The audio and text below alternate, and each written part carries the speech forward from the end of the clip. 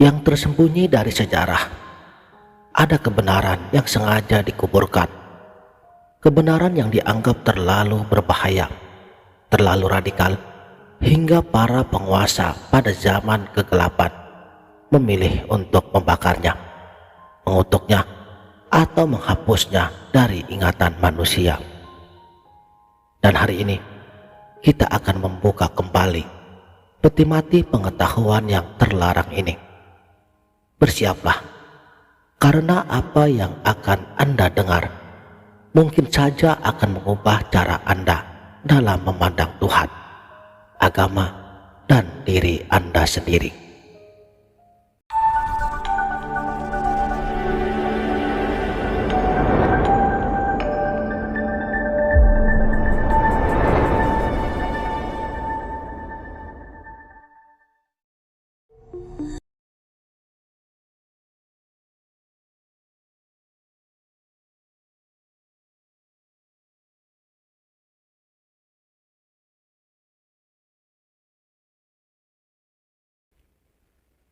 Bismillahirrahmanirrahim.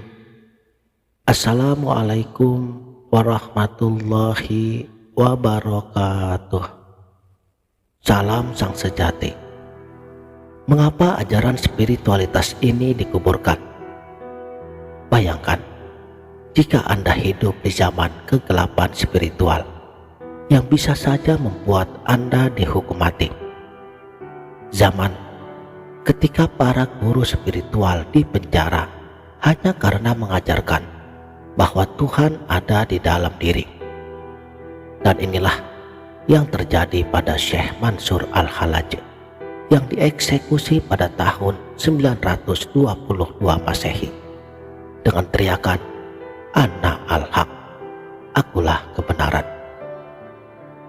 Atau yang terjadi juga pada Giordano Bruno, seorang filsuf yang dibakar hidup-hidup oleh inkuisi gereja karena berani menyatakan bahwa alam semesta tidak terbatas dan Tuhan ada di mana-mana.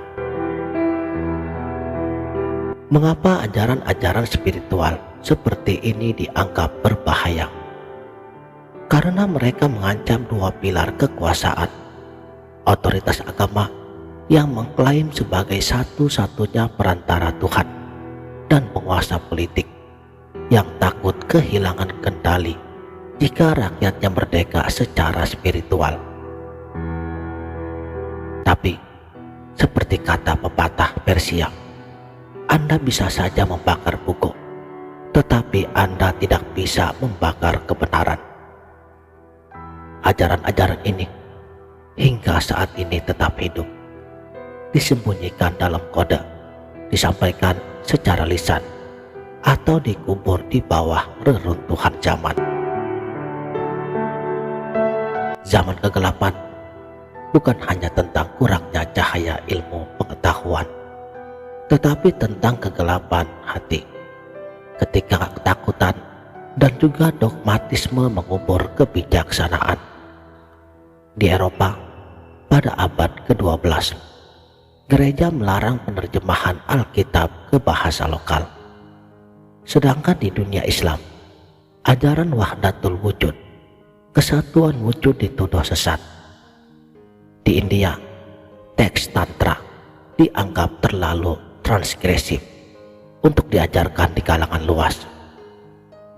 Tetapi di balik tekanan ini, para guru makrifat membangun jaringan bawah tanah. Mereka adalah pertama Sufi Bektasi di Turki yang menyembunyikan ajaran cinta universal dalam syair dan tarian. Kedua kabalis Yahudi yang menulis rahasia Tuhan dalam kode numerik di kitab Zohar. Ketiga biku Taois di gunung-gunung Cina yang mengembangkan meditasi untuk menyatu dengan Dao. Ternyata mereka tidak menyerah. Seperti kata Rumi, cahaya yang sejati tidak akan pernah padam oleh tiupan angin kebodohan. Mari kita buka 3 kitab terkubur yang pernah mengguncang dunia spiritual. Yang pertama, Siraj al-Aulia, pelita para wali, yang ditulis oleh seorang guru sufi pada abad ke-10. Dan pada kitab ini mengajarkan, Tuhan bukanlah entitas di langit ketujuh.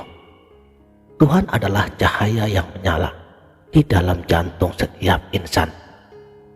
Namun sayangnya, ajaran ini dihancurkan karena dianggap menghapus batas antara Tuhan dan hamba.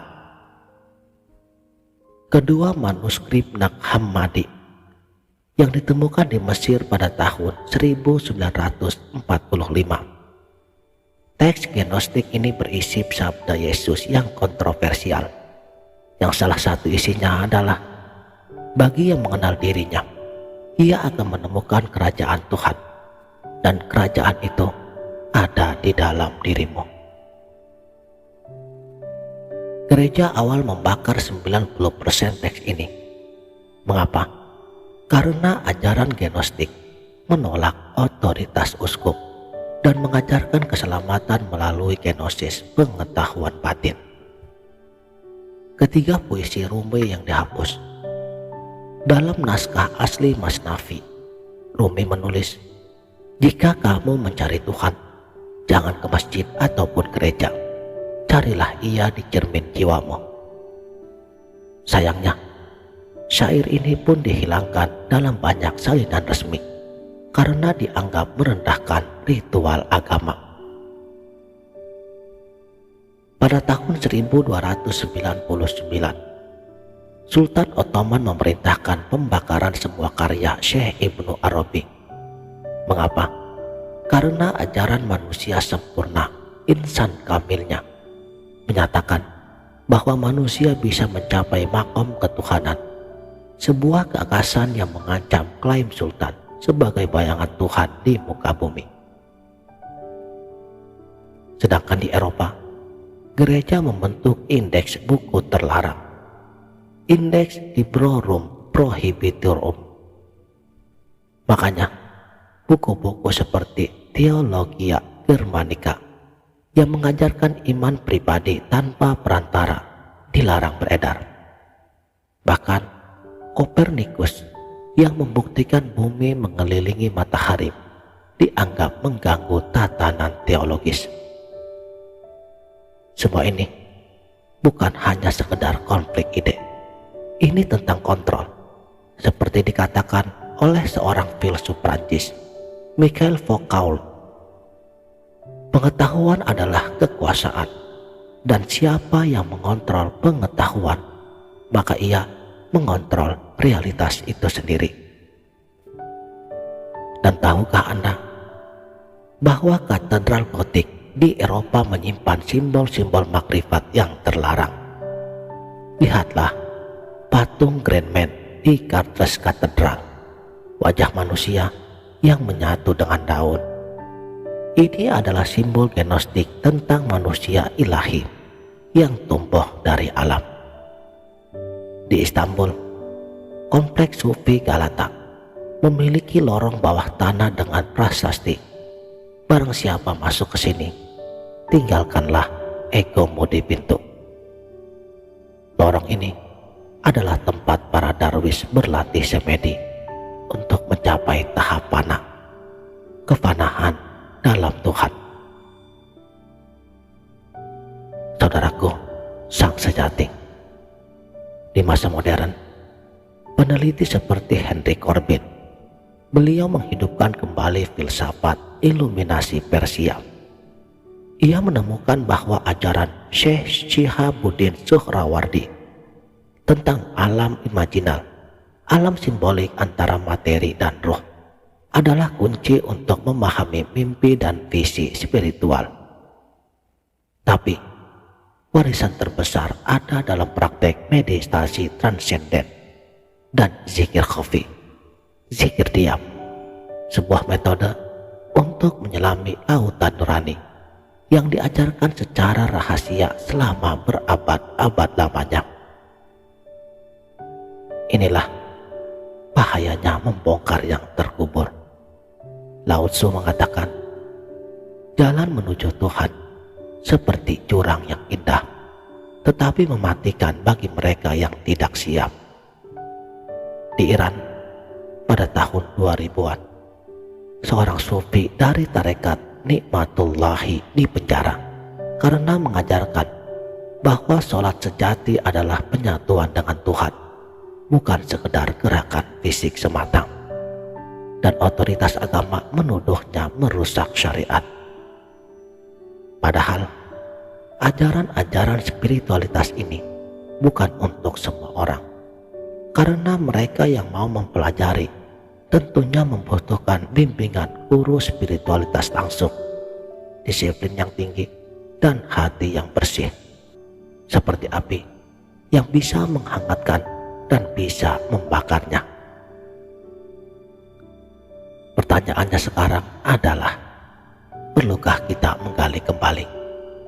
Apakah kita perlu membangkitkan ajaran-ajaran spiritualitas ini di zaman yang dipenuhi dengan kebisingan ini? Mari kita renungkan bersama. Di satu sisi, kebenaran adalah hak semua orang.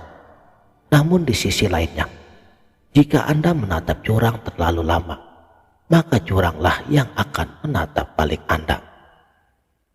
Tapi izinkan saya berbagi kisah Laladen, mistiskus Kashmir pada abad ke-14.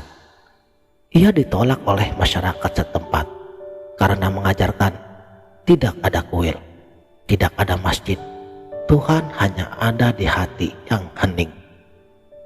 Namun syairnya kini dianggap sebagai permata spiritual Kashmir. Mungkin saja seperti Laladen, kita perlu keberanian untuk berdiri di tepi jurang, menerima resiko demi kebenaran dari Yang Maha Mutlak. Untuk itu, jadilah seorang pencari, bukan pengikut. Jadilah seorang pemberani, tetapi tetap rendah hati.